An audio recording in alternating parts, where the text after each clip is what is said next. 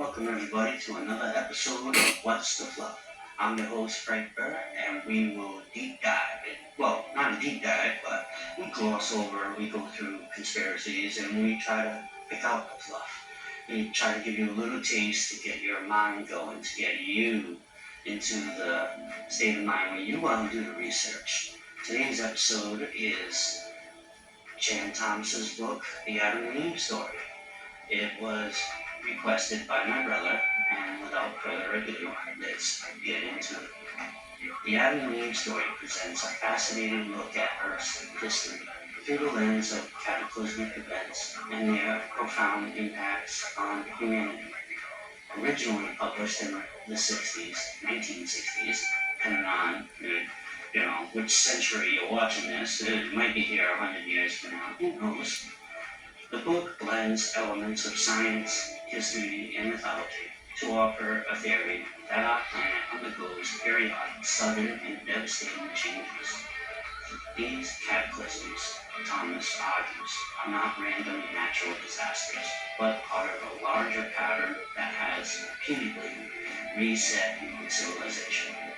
Thomas' works delves into ancient texts and mythological events as well as the old legends.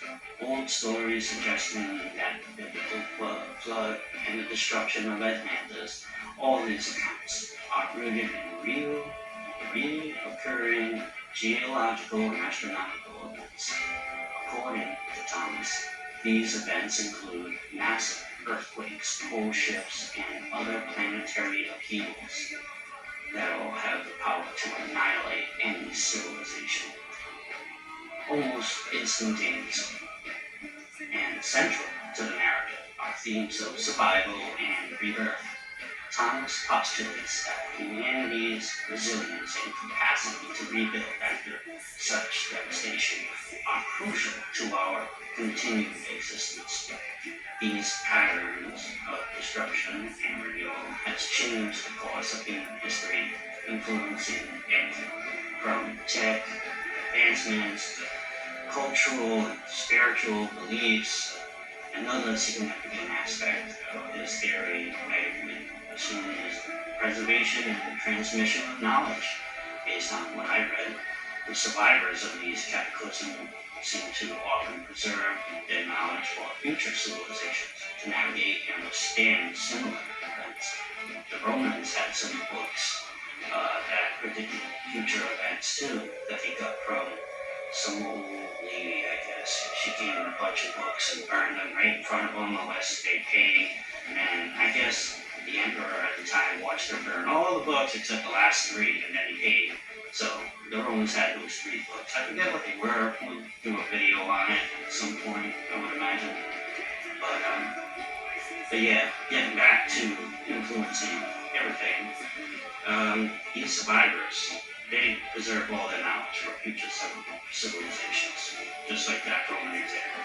This knowledge, however, can become distorted or lost over time, leading to periods of ignorance and vulnerability, and thus, I would imagine the cycle just repeats. We are a species with amnesia, my brother says.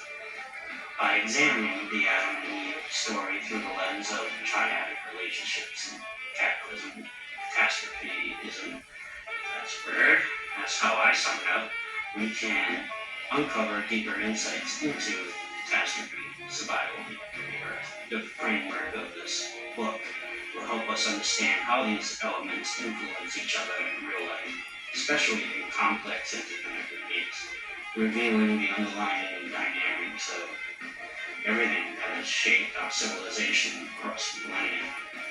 All these elements coexist within the narrative.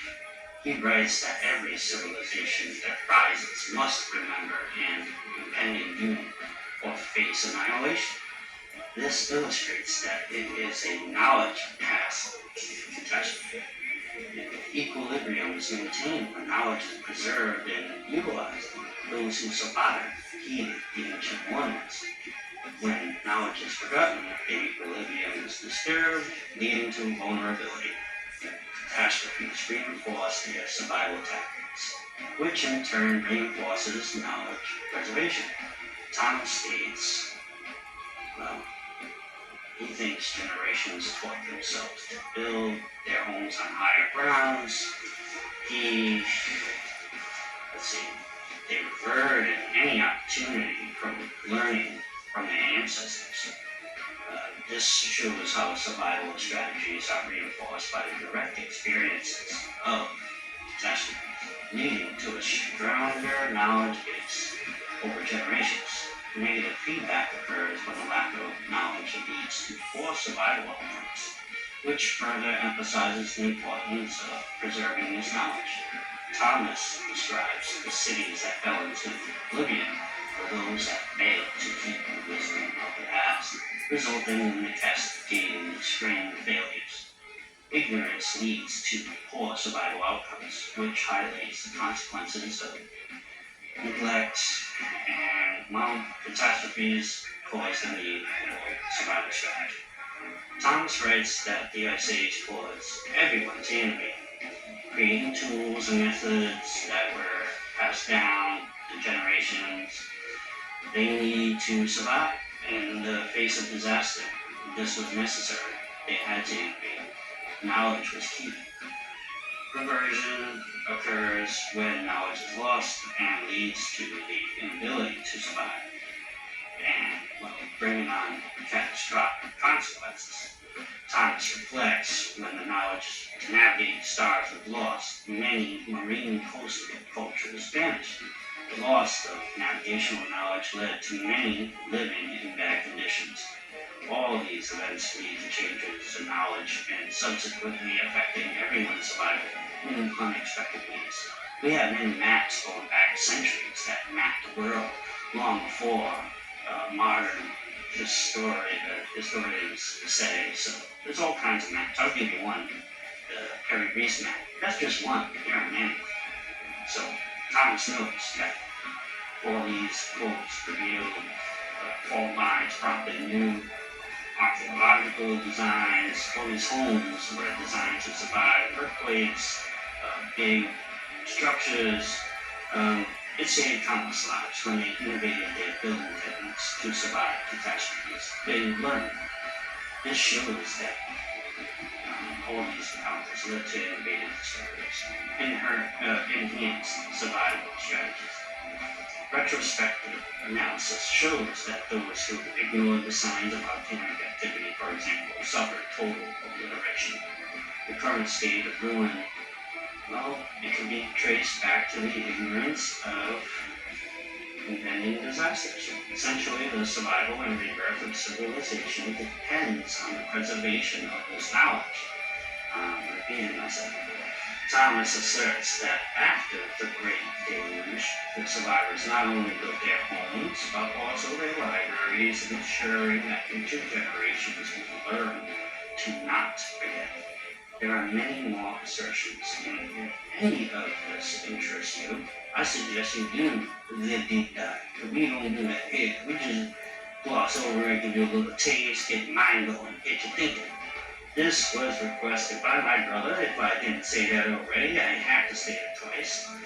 And I took my time to prepare for this. I read the book and the short video. Well, it doesn't do it enough justice. There's so much more that can be said.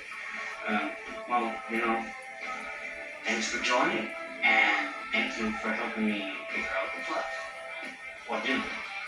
Let's do this together. And, if you got any questions or comments, any ideas for future episodes that you would like to see, drop it in the comments below. There was a request for 10 ancient monuments, which I'm working on. There was a story about crop circles being blueprints for free energy devices. That was a good one. And a couple of people emailed me about that. One was a Dutch scientist or whatever. I don't know nobody, but these people, the internet is pretty cool. You can talk to anybody anywhere.